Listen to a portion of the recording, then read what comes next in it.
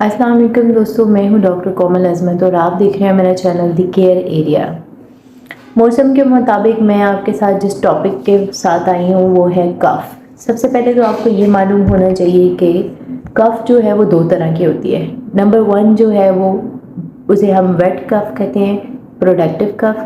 Dry कफ़ second है और उसे हम नॉन प्रोडक्टिव भी कहते हैं। अब देखिए, वेट कफ़ में क्या होता है कि आपकी बॉडी के अंदर आपके म्यूकस बनना शुरू हो जाता है। आपका जो रिस्पिरेटरी ट्रैक है ना, वो क्या करता है कि इतना ज़्यादा म्यूकस बना देता है।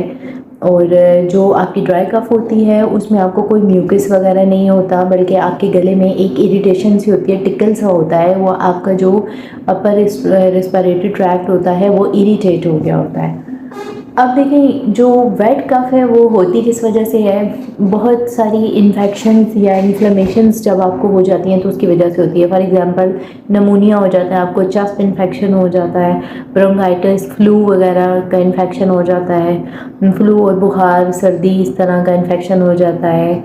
या फिर आपको गैस्ट्रो एसोफेगस रिफ्लक्स एक डिज़ीज़ होती है, वो उसकी वजह से भी आपको हो जाता है। इस तरह की तमाम जो इन्फ्लेमेशंस हैं उसमें आपको वेट कफ़ होती है। ड्राई कफ़ होती है आपको किसी भी इरिटेंट की वजह से, जैसे डस्ट, स्मोक हो गया, एयरबॉर्न हो गया, ठीक है, पोलन हो गया। अब इससे क्या होता है कि आपको टॉन्सिलाइटिस हो जाता है, या कोविड में जो आपको कफ़ हो रही थी वो भी इसी के एग्जाम्पल है। या फिर आपको एलर्जिक राइनाइटिस या एलर्जिक साइनसाइटिस, इस तरह की जो चीज़ें हैं उसमें जो कफ़ होती है आपको वो ड्राई कफ़ होती है। अच्छा, अब अगर एक्यूट हो कफ़ तो वो 2 से 3 वीक्स तक रह सकती है एक्यूट में भी, और अगर क्रॉनिक हो जाए तो वो आपके पास 8 हफ्तों से भी ज़्यादा तक रहती है। नेक्स्ट हमारे पास आ जाती हैं मेडिसिन्स। तो मेडिसिन्स जो हैं वो हम अगर वेट कफ़ की बात करें तो उन ज़्यादातर वो मेडिसिन्स सिरप्स यूज़ होते हैं जिनमें डेक्स्ट्रोमेथॉर्फिन प्रेजेंट होता है या गुआनाफेनासिन प्रेजेंट होता है। ये क्या करते हैं, हमारे आपके बॉडी में जितना म्यूकस बन रहा होता है ना आपके रिस्पिरेटरी ट्रैक्ट से, वो उसको ये आपको कफ़ ही करवा के आपको उसमें से वो निकाल देते हैं, म्यूकस आउट करवा देते हैं, ठीक है। और इसमें आपके पास बहुत सारी एग्जांपल्स हैं, एक्टिफाइड बी, कोरेक्स डी, रॉन्डेक या फिर ब्रिटेरल सिरप, ऐसे बहुत सारे आपके पास ब्रांड्स अवेलेबल हैं। और अगर हम बात करें ड्राई कफ़ की तो उसमें क्या होगा कि आपके पास वो चीज़ें आ जाती हैं जिसमें जैसे ऐसी मेडिसिन यूज़ होती हैं, कोडीन हो गया, उसमें कैम्फर हो गया, मैथानोल हो गया, इस तरह की चीज़ें आपके लिए यूज़ होती हैं। और उसके अलावा आप क्या करते हो कि जैसे अगर आपको गैस्ट्रो एसोफेगस डिज़ीज़ की अगर वजह से कफ हो रही है तो आप एसिड सुप्रेसेंट्स यूज़ करोगे, ठीक है। और अगर आपको एलर्जिक राइनाइटिस साइनसाइटिस हो रहा है तो आप एंटी हिस्टामिन्स यूज़ करोगे। तो इस तरह की मोन्टेलोकास्ट, सिट्रीजिन, डायक्लोराइड सिट्रीजिन जैसे रिजिक्स, जर्टेक वगैरह के नाम से जो मेडिसिन आती हैं, माइटिका वगैरह, तो वो सारी इसमें यूज़ होती हैं। लेकिन आप वो खुद से यूज़ नहीं कर सकते कि कोई भी दिल किया तो आपने उठा के मेडिसिन इस्तेमाल करना शुरू कर दी, क्योंकि ये काउंटर ड्रग्स नहीं है। आप जब अपनी कंप्लेन के साथ जाओगे तो आपका डॉक्टर या आपका फार्मासिस्ट ही आपको रिकमेंड करेगा कि आपने कौन सी मेडिसिन लेनी है।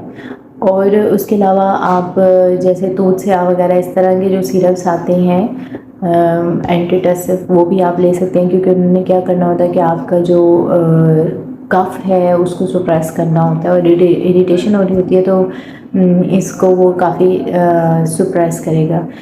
इन चीज़ों के अलावा अगर हम बात करें होम रेमेडीज़ की, तो होम रेमेडीज़ में हमारे पास सॉल्ट वाटर आ जाता है। आप नीम गर्म पानी में उसमें हल्का सा नमक डालें और उसके गरारे करें तो उससे आपके थ्रोट को काफ़ी अच्छा फील होगा, इरिटेशन ख़त्म होगी, अगर ज़ख़म हुआ हुआ है वो भी ठीक होगा, और वो भी हेल्प करेगा म्यूकस को आउट करने में।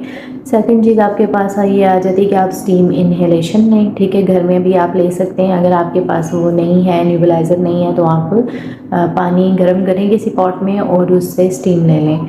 थर्ड चीज़ आपके पास आती है कि आप हॉट वाटर बाथ भी ले सकते हैं। देन आप जिंजर का इस्तेमाल करें, जिंजर की टी बनाएं या फिर कहवा लें और उसमें जिंजर ऐड करें, क्योंकि मैं पहले भी बता चुकी हूँ कि जिंजर जो है वो एंटीबैक्टीरियल, एंटी इन्फ्लेमेटरी और बहुत सारी प्रॉपर्टीज़ रखता है। उसके अलावा आप थाइम टी ले सकते हैं, एंटीस्पाज़मोटिक है वो, ठीक है। आप 3 to 4 टी स्पून्स उसकी आप लोगे 250 ml वाटर में, उसको बॉयल करोगे और उसकी अच्छी सी टी पका के और उसको ले सकते हो आप।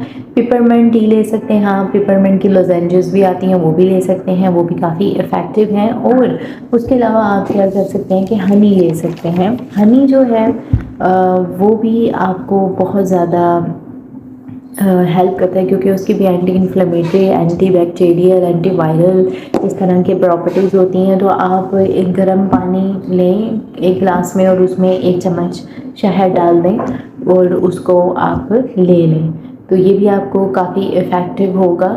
लेकिन हनी ये है कि आपने 1 साल से छोटे बच्चे जो हैं उनको आपने हनी नहीं देना होता। तो इस तरह आप अपनी कफ़ को डिटरमिन कर सकते हैं कि कौन सी कफ़ से आप सफ़र कर रहे हैं। I hope you like my video, please subscribe my channel, like my videos, watch my videos and please share it with your family and friends. Thank you, अल्लाह हाफिज़।